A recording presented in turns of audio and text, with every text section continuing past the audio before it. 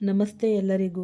Lucky life ಟಿಪ್ಸ್ಗೆ ನಿಮಗೆಲ್ಲರಿಗೂ ಸ್ವಾಗತ. ಈ ಕುಂಭರಾಶಿಯವರೇ, ಕ್ಷಣ ಮಾತ್ರ ನಿಲ್ಲಿ. ನಿಮ್ಮ ನಾಲಿಗೆಯ ಮೇಲೆ ನಿಯಂತ್ರಣ ಇಡಿ. ಮತ್ತೆ ನಿಮ್ಮ ಕಿವಿಗಳನ್ನು ತೆರೆದುಕೊಳ್ಳಿ. ನೀವು ಆ ಶಬ್ದವನ್ನು ಕೇಳುತ್ತಿದ್ದೀರಾ. ನಿಧಾನವಾಗಿ ನಿಮ್ಮ ಕಡೆಗೆ ಬರುತ್ತಿರುವ ಆ ಶಬ್ದವನ್ನು, ಅದು ನಿಮ್ಮ ಈ ತಾಳಿಯ ಶಬ್ದವಲ್ಲ, ಅದು ನಿಮ್ಮ ಪ್ರಶಂಸೆಯ ಶಬ್ದವಲ್ಲ, ಅದು ನಿಮ್ಮ ಅಪಕೀರ್ತಿಯ ಶಬ್ದ. ಹೌದು, ಅಪಕೀರ್ತಿಯ ಡೊಳ್ಳು ಬಾರಿಸುವ ಈ ಸಮಯ ಸಮೀಪಿಸಿದೆ. ನೀವು ಮತ್ತು ನಿಮ್ಮ ಪೂರ್ವಜರು ಈ ರಕ್ತ ಬೆವರು ಸುರಿಸು ಗಳಿಸಿದ್ದ ಆ ಮಾನ ಗೌರವ, ಒಂದೊಂದು ಕಲ್ಲು ಜೋಡಿಸಿ ಕಟ್ಟಿದ ಮನೆ ಹಾಗೆ ರೂಪಿಸಿದ ನಿಮ್ಮ ಪ್ರತಿಷ್ಠೆಯ ಮೇಲೆ ಈ ಜನವರಿ 7ರಂದು ಈ ಕೆಸರು ಎರಚಲ್ಪಡುವ ಸಾಧ್ಯತೆ ಕೂಡ ಇದೆ. ಒಂದು ಚಿಕ್ಕ ಕಿಡಿ ಮತ್ತು ಎಲ್ಲವೂ ಈ ಭಸ್ಮ ಎಲ್ಲೆಡೆ ಹಾಹಾಕಾರ ಮೇಳೈಸಲಿದೆ. ನೀವು ನಿಮ್ಮ ನಿರಪರಾಧಿತ್ವವನ್ನು ಸಾಬೀತುಪಡಿಸುತ್ತಾ ದಣಿದು ಹೋಗುವಿರಿ. ಆದರೆ ಕೇಳುವವನು ಯಾರೂ ಇರಲಾರ. ಇದು ಎಚ್ಚರಿಕೆ, ಇದು ಅಲರ್ಟ್. ನಿಮ್ಮ ಮಾನ ಪ್ರತಿಷ್ಠೆಯನ್ನು ಉಳಿಸಿಕೊಳ್ಳಲು ಸಾಧ್ಯವಿದ್ದರೆ ಈಗಲೇ ಎಚ್ಚರವಾಗಿರಿ. ಏಕೆಂದರೆ ಗ್ರಹಗಳು ಈಗ ಶಾಂತವಾಗಿ ಕುಳಿತಿಲ್ಲ. ಮತ್ತೊಮ್ಮೆ ಇಂದು ನೀವು ಯಾಕೆಂದರೆ ಈ ಕುಂಭರಾಶಿಯವರ ಕುಂಡಲಿಯನ್ನು ನೋಡುತ್ತಿರುವಾಗ ಈ ಜನವರಿ 7ರ ದಿನಾಂಕ ಸ್ವಲ್ಪ ಭಯ ಅನ್ನೋದು ಹುಟ್ಟಿಸುತ್ತೆ. ಆದರೆ ಭಯಪಡುವುದು ನಿಮ್ಮ ಕೆಲಸವಲ್ಲ. ನಿಮ್ಮನ್ನು ರಕ್ಷಿಸುವುದು ನನ್ನ ಕರ್ತವ್ಯ ಎಂದು ನಾವು ಮಾತನಾಡುವುದು ಜನವರಿ 7, 2026 ಬಗ್ಗೆ. ದಿನ ಬುಧವಾರ, ಬುಧದೇವರ ದಿನ, ವಾಣಿಯ ದಿನ. ಆದರೆ ಇದೇ ವಾಣಿ ಇಂದು ನಿಮ್ಮ ಕಂಠದ ಮುಳ್ಳಾಗಬಹುದು. ಈ ಮಾಹಿತಿ ನಿಮ್ಮೆಲ್ಲರಿಗೂ ಸ್ವಲ್ಪ ಕಠಿಣವಾಗಿ ಅನಿಸಬಹುದು. ಆದರೆ ಸತ್ಯವನ್ನು ತಿಳಿಸುವುದು ನಮ್ಮ ಧರ್ಮ. ಅದು ಕಹಿಯಾಗಿದ್ದರೂ ಸಹ ಅಪಕೀರ್ತಿಯ ಡೊಳ್ಳು ಬಾರಿಸಲ್ಪಡುತ್ತದೆ. ಈ ಪದಗಳನ್ನು ನಾನು ಸುಮ್ಮನೆ ಬಳಸಲಿಲ್ಲ. ಗ್ರಹಗಳ ವಿಷಕಾರಿ ಚಲನೆ, ಒಂದು ಷಡ್ಯಂತ್ರಕಾರಿ ಯೋಗ ಈ ಜನವರಿ 7, 2026ರಂದು ಕುಂಭರಾಶಿಯ ತಲೆ ಮೇಲೆ ಸುತ್ತಾಡುತ್ತಿದೆ. ಅದು ನಿಮ್ಮನ್ನು ಸಮಾಜದಲ್ಲಿ, ಕೆಲಸದ ಸ್ಥಳದಲ್ಲಿ, ಕುಟುಂಬದಲ್ಲಿ ಕೆಳಗೆ ಬೀಳಿಸಲು ಪ್ರಯತ್ನಿಸುತ್ತಿದೆ.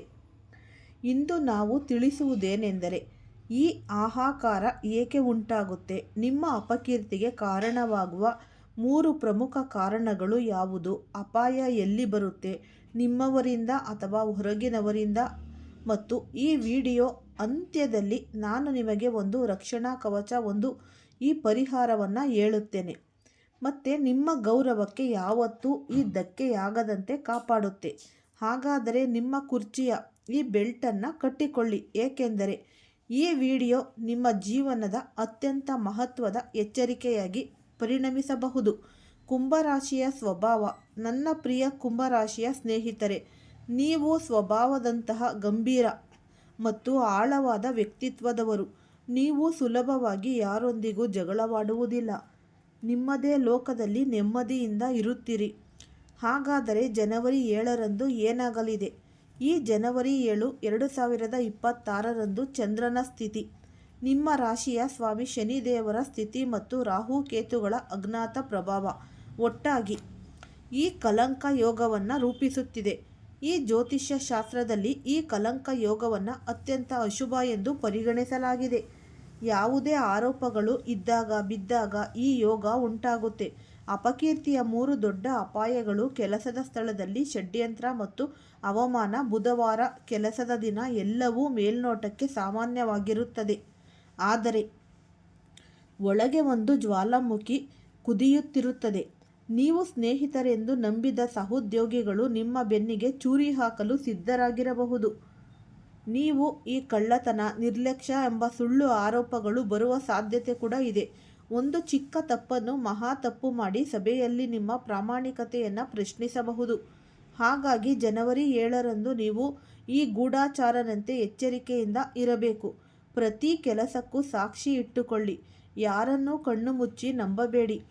ಚರಿತ್ರೆಗೆ ಕಳಂಕ ಮತ್ತು ಸಂಬಂಧಗಳಲ್ಲಿ ಬಿರುಕು. ಗೌರವ, ಹಣದಿಂದಲ್ಲ, ಚರಿತ್ರೆಯಿಂದ. ಈ ದಿನ ನಿಮ್ಮ ಪ್ರೇಮ ಜೀವನ ಮತ್ತು ಸಾಮಾಜಿಕ ಜೀವನದಲ್ಲಿ ಬಿರುಗಾಳಿ ಬೀಸಬಹುದು. ನಿಮ್ಮ ಸಂಗಾತಿಯ ನಡುವೆ ಅನುಮಾನದ ಬೀಜ ಬಿತ್ತಲ್ಪಡಬಹುದು. ಹಳೆಯ ರಹಸ್ಯಗಳು ಹೊರಬರುವ ಅಪಾಯ. ಮತ್ತು ಈ ಸೋಷಿಯಲ್ ಮೀಡಿಯಾ ಅತ್ಯಂತ ಅಪಾಯಕಾರಿ. ಒಂದು ತಪ್ಪು ಮೆಸೇಜ್, ಒಂದು ಫೋಟೋ, ಒಂದು ಗೌರವ, ಇವೆಲ್ಲ ನಿಮಗೆ ನಾಶ ಮಾಡಬಹುದು. ಕೋಪ ಮತ್ತು ಈ ಸ್ಫೋಟ. ಬುಧವಾರ ಈ ವಾಣಿಯ ದಿನ. ಆದರೆ ಈ ದಿನ ಕೋಪ ಮತ್ತು ಶತ್ರುವಾಗಬಹುದು. ಒಂದು ಮಾತು, ಒಂದು ಗಾಳಿ ಮಾತು, ಒಂದು ಅವಾಚ್ಯ ಪದ ನಿಮ್ಮ ಅಪಕೀರ್ತಿಗೆ ಕಾರಣವಾಗುತ್ತೆ. ಸಾರ್ವಜನಿಕ ಸ್ಥಳದಲ್ಲಿ ಜಗಳ, ಪೊಲೀಸ್ ಕೇಸ್ ತನಕ ವಿಷಯ ಹೋಗಬಹುದು. ಆ ದಿನ ಮೌನವೇ ನಿಮ್ಮ ರಕ್ಷಣಾತ್ಮಕ ಅಚೂರ ಕವಚ ಅಂತಲೇ ಅನ್ಬಹುದು. ಈ ಪರಿಹಾರ 1. ನೀವು ಈ ಗಣೇಶನ ಆರಾಧನೆ ಬೆಳಗ್ಗೆ ಸ್ನಾನ ಮಾಡಿ ಹಸಿರು ಅಥವಾ ಈ ಬಿಳಿ ಬಟ್ಟೆ ಧರಿಸಿ, ಮತ್ತು ಕಪ್ಪು ಬಟ್ಟೆ ಬೇಡ. 21. ನೀವು ಈ ದರ್ಬೆ ಗಿಡಗಳನ್ನು ಗಣೇಶನಿಗೆ ಅರ್ಪಿಸಿ, ಅಂದರೆ ನೀವು ಹಸಿರು ಹುಲ್ಲನ್ನು ಈ ಗಣೇಶನಿಗೆ ಅರ್ಪಿಸಿ, ಮಂತ್ರ ಜಪಿಸಿ, ಓಂ ಗಂ ಗಣಪತಿಯೇ ನಮಃ.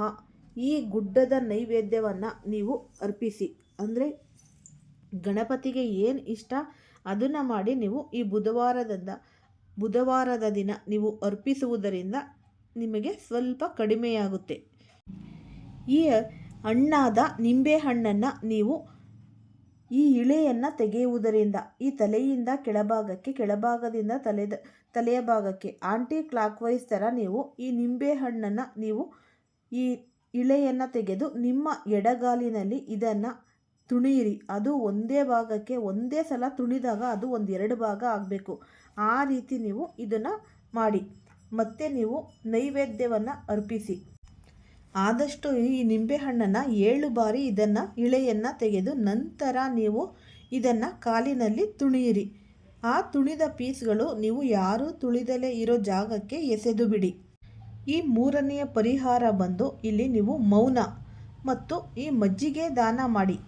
ಕಡಿಮೆ ಮಾತನಾಡಿ, ವಿವಾದಗಳಿಂದ ದೂರವಿರಿ. ಮಜ್ಜಿಗೆಯನ್ನು ಸೇವಿಸಿ ಅಥವಾ ದಾನವನ್ನು ಮಾಡಿ.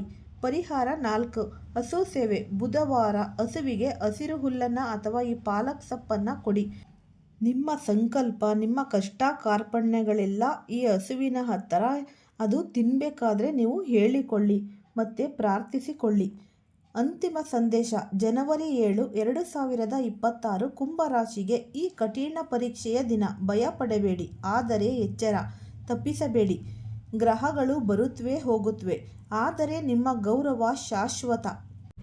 ನಿಮ್ಮ ಜೀವನದಲ್ಲಿ ನಿಮಗೆ ಗೊತ್ತಿರುವ ಯಾರಾದರೂ ಈ ಶತ್ರುಗಳು ಅನ್ನೋದು ಇದ್ದೇ ಇರ್ತಾರೆ. ಒಬ್ಬ ಮನುಷ್ಯ ಅಂತ ಅಂದಮೇಲೆ ಶತ್ರುಗಳು ಇರೋದು ಸರ್ವೇ ಸಾಮಾನ್ಯ, ಸಹಜ ಅಂತಲೇ ಅನ್ಬಹುದು.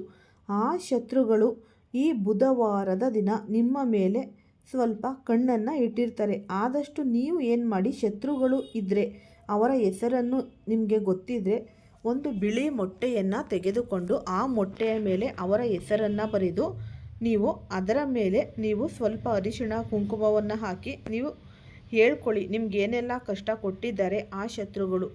ನಂತರ ನೀವು ಯಾರೂ ತುಳಿಯದೇ ಇರುವ ಈ 3 ದಾರಿಗೆ ಹೋಗಿ ಆ ಮೊಟ್ಟೆಯನ್ನು ನೀವು ಒಂದು 7 ಗಂಟೆಯ ನಂತರ 9 ಗಂಟೆಯ ಒಳಗಡೆ ಆ ಮೊಟ್ಟೆಯನ್ನು 3 ದಾರಿಯಲ್ಲಿ ಒಡೆದು ಬಿಟ್ಟು ಬನ್ನಿ. ಅದು ಹೇಗೆ ಒಡೆದು ಬಿಟ್ಟು ಬರ್ತಿರೋ ಆ ನಂತರ ಆ ಶತ್ರುಗಳು ನಿಮ್ಮ ತಂಟೆಗೂ ಕೂಡ ಬರೋದೇ ಇಲ್ಲ, ನಿಮ್ಮ ಕಾಲಡಿ ಬಿದ್ದಿರ್ತಾರೆ. ನೀವು ಯಾವುದೇ ಕೆಲಸಕ್ಕೆ ಕೈ ಹಾಕಿದ್ರೂ ಆ ಕೆಲಸದಲ್ಲಿ ಆ ಶತ್ರುಗಳು ಇಲ್ಲಿ ನಿಮಗೇನು ಮಾಡಲಿಕ್ಕೆ ಆಗೋದೇ ಇಲ್ಲ. ಈ ಬಜರಂಗಿಯ ನಿಮ್ಮ ಆಶೀರ್ವಾದ ಅಂದರೆ ಹನುಮಂತನ ಆಶೀರ್ವಾದ ಸದಾ ನಿಮ್ಮ ಮೇಲೆ ಇರುತ್ತೆ. ಈ ಉಪಯುಕ್ತವಾದ ವಿಡಿಯೋ ಇಷ್ಟ ಆಗಿದ್ದರೆ ಲೈಕ್ ಮಾಡಿ, ಶೇರ್ ಮಾಡಿ, ಸಬ್ಸ್ಕ್ರೈಬ್ ಮಾಡಿ. ಎಲ್ಲರಿಗೂ ಧನ್ಯವಾದಗಳು.